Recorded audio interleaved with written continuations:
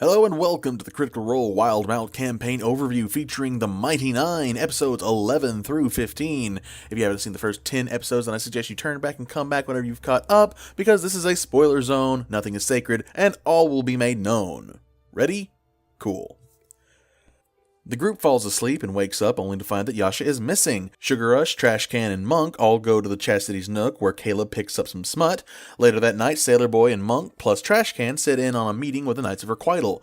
They speak with several of the members there, talking about overthrowing the corrupt official, and the Nine say that they will look into it. Goblin Girl and Frumpkin follow some of the members, but very little comes of it. Sailor Boy and Circus Boy set up a trap for Goblin Girl and get some interesting information. The next day, the group looks into the Bad Law Lady and then meet up with the KOR for a mission update. The group agrees and sets off planning for the mission.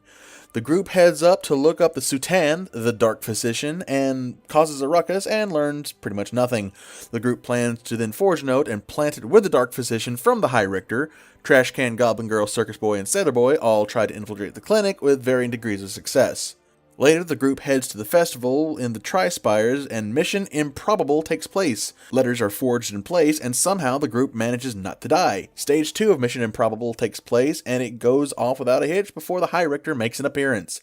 Ulog makes the ultimate sacrifice to kill the High Richter, and then everything goes crazy. The Mighty Nine manage to escape into the sewers, only to find a wounded Scary Guy. Scary Guy attacks, is beaten, runs, and is killed by the Crown's Guard.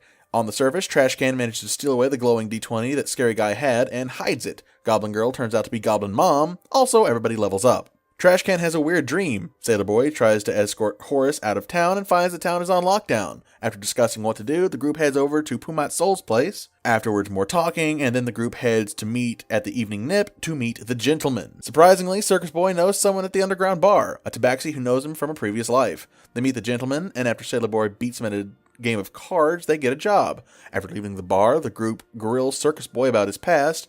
The next day, they all head into the tunnels to take care of some spooky stuff. Down the river, the group fights tunnel octopi and come across the location of the spooky. They make their way into the area, and Goblin Girl makes a lot of traps go off. The group finds a puzzle room and then get attacked by glowing balls of light. After breaking some pots, the wisps vanish. Sailor Boy accidentally falls down a trap shaft, and they find another puzzle. They try a thing, and then a gelatinous cube appears. After Sugar Rush almost died, the group tries to figure out the puzzle again. They solve the puzzle and find a hidden room containing what looks to be some sort of laboratory. They encounter a no longer functioning teleportation circle, then they find a book about crazy people, and then a big spooky appears.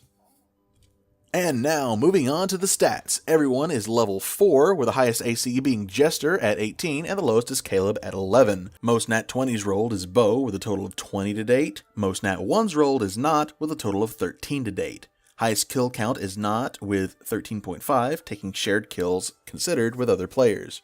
Death counter is at 2, still Frumpkin, and falling unconscious is a tie between Caleb and Not at 3 apiece.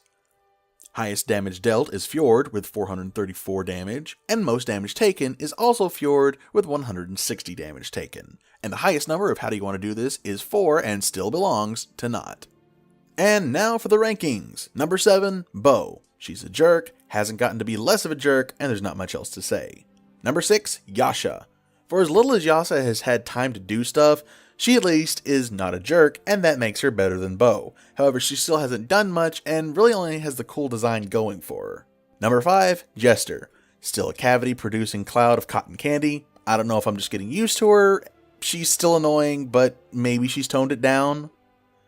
Number 4, Fjord. I would just like to clarify that there is a huge difference between numbers 4 and 5. Whenever I say that I like Fjord more than I like Jester, I mean to say I greatly like Fjord more than I like Jester. I find him more interesting and far less grating overall. I really hope they reveal more of his abilities, or maybe about his patron soon in the episodes to come. Number 3, Caleb. Here by association of Not, their story is still hands down the most interesting thing in this campaign so far. I cannot wait to see what else the two of them do in the story. They have an amazing dynamic, and it feels so much more real than any other character at the table. I love them, Caleb's great, Not's great. Caleb takes number 3. Number 2, Mollymock. I really didn't expect this, but dang if episode 14 didn't jerk the rug out from underneath the ratings. With Molly's past being semi-revealed and the characters he's associated with, I couldn't keep him out of the top tier of characters for the story so far. I love it, I want to see more, I can't wait till next Thursday. Mollymock's whole dynamic is amazing. His character is interesting. His motivation is certainly interesting. And whenever you look at it a certain way, it's very, very unique. And honestly, I can empathize it with a certain bit.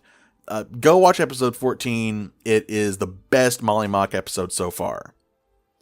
And number 1, Not.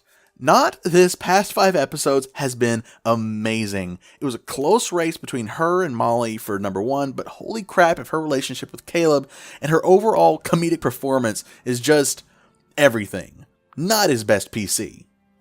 And that's the rundown. Check back in another 5 episodes if you want to see more of this kind of stuff. And if you want to see my recaps for the first 5 and second 5 episodes, click on the link in the top corner to watch it. And until next time, roll high and roll often, my friends. Drill 88, out.